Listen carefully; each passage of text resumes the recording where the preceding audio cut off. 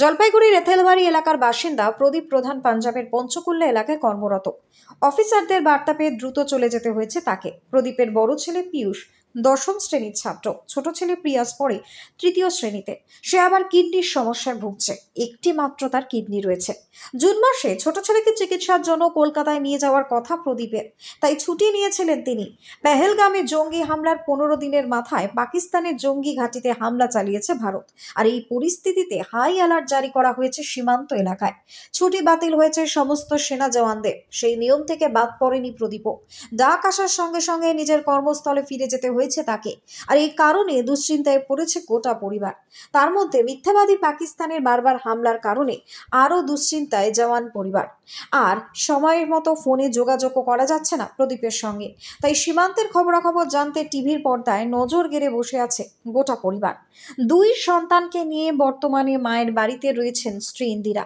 ছেলের চিকিৎসা না হলে পরিস্থিতি আরও খারাপ হতে পারে, সেই চিন্তায় রাতের ঘুমও উধাও করে দিয়েছে তার। কিন্তু সেনা জওয়ানের কাছে পরিবারের থেকেও আগে দেশ।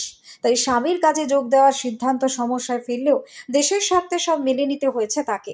বয়স্ক মা রানু দেবী প্রধান, বাবা রতন কুমার প্রধান বাড়িতে থাকলেও এই কঠিন পরিস্থিতির মধ্যে প্রত্যেকেই চাইছেন জঙ্গিদের যোগ্য জবাব দিক ভারত। সেনাবাহিনীর ইন্দিরা জানান, খুবই দুশ্চিন্তায় আছি আমরা, প্রত্যেকটা মুহূর্তে খবরের দিকে নজর রাখছি। স্বামী পাঞ্জাব সীমান্তে রয়েছেন, তার জন্য ভীষণই চিন্তা হচ্ছে। কিন্তু দেশ আমাদের সকলের আগে। বড় ছেলে পীয়ূষ প্রধানের কথায় বাবা সীমান্তে রয়েছেন, তাই আমরা সকলে চিন্তায় থাকি। স্কুল থেকে বাড়ি ফিরে টিভি খুলে খবর দেখি, প্রত্যেকদিন ফোনে বাবার সঙ্গে কথা বলার চেষ্টা করি। তবে যাই হোক না কেন, যুদ্ধ কাম্য নয়। 2 দেশের জন্যই যুদ্ধ কিন্তু ভীষণই ক্ষতিকর। চিন্তিত তো খুবই চিন্তার বিষয় হয়ে দাঁড়িয়েছে। আর সীমান্তে যেভাবে পাঞ্জাব আর পাকিস্তান একটা বড় সীমান্তে রয়েছে হাজব্যান্ড, তো আমার 1-2 বার কথা হয়েছে। এটুকুই বলল যে আমরা হাই অ্যালার্টে আছি, খুব অসুবিধায় আছি, যখন তখন যা কিছু ঘটনা ঘটতে পারে, তোমরা সাবধানে থাকবা, এটাই বলল আমাকে। যেটা বাড়িতে আসার কথা ছিল জুন মাসে, ছেলেকে নিয়ে যাব কলকাতায় ট্রিটমেন্টের জন্য, তো সেটা এবার মনে হয় আসা হবে না, ওর ছুটি ক্যান্সেল করে দিয়েছে।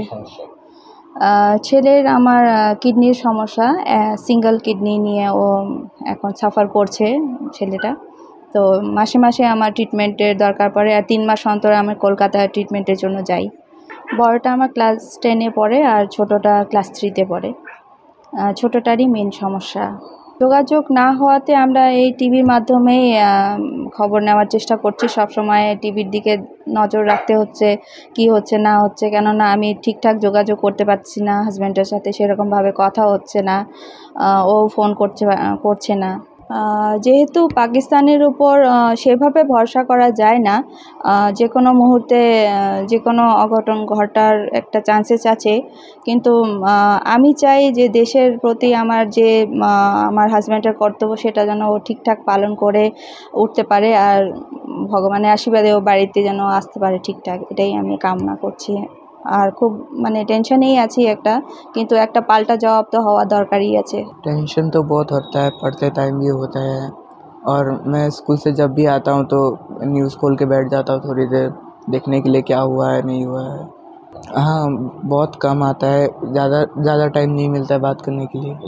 अभी यहाँ पर बहुत वो टेंशन हो रहा है, इधर कभी भी कुछ भी हो सकता है। জলপাইগুড়ি থেকে খাদিমুল ইসলামের রিপোর্ট, নিউজ বঙ্গ টাইম।